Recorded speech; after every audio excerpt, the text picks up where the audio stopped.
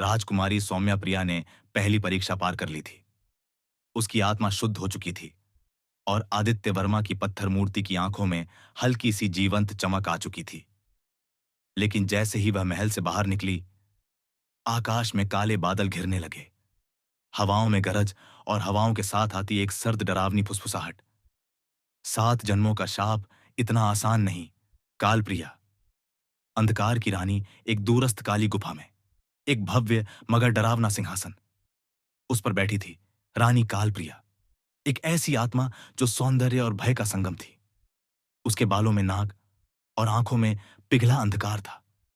वह एक अमर रानी थी जो आदित्य वर्मा को अपने साथ बांध चुकी थी, एक अंधकारमय प्रेम में। वह जानती थी कि सौम्या प्रिया हर परीक्षा के साथ आदित्य की आत्मा के करीब आ रही है। अगर वो अगली परीक्षा तक पहुंची तो मेरा शाप टूट जाएगा, रोकना होगा।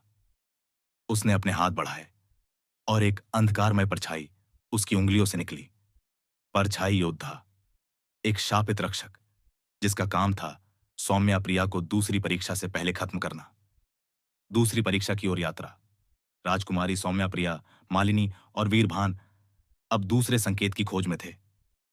एक प्राचीन जलाशय, जहां कहा जाता था कि सत्य का द्वार स्थित है। लेकिन रास्ते में जंगल ने शक्ल बदल ली थी।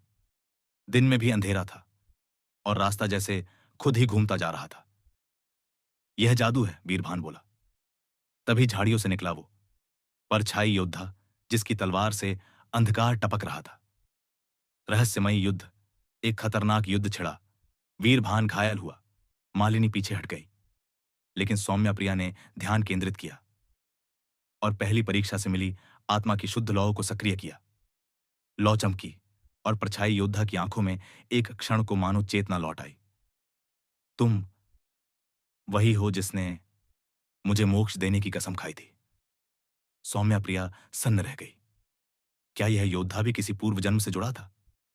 परछाई योद्धा ने खुद को शांत कर दिया और एक रहस्यमयी वाक्य कहा, दूसरी परीक्षा तुम्हारे अंदर ही है सौम्या प्रिया, स्वयं को पहचानो। इसके बाद वह धुएं में विलीन हो गया। दूसरी परीक्षा का द्वार झाड़ियों के बीच से उन्हें दिखा। एक नीले झरने के बीच स्थित प्राचीन द्वार, जिस पर लिखा था, दूसरी परीक्षा, आत्मस्वीकृति, सेल्फ एक्सेप्टेंस। एपिसोड समाप्त। आगे क्या होगा? क्या सौम्या प्रिया स्वयं को पूरी तरह पहचान पाएगी? काल प्रिया अब अगला क्या कदम उठाएगी?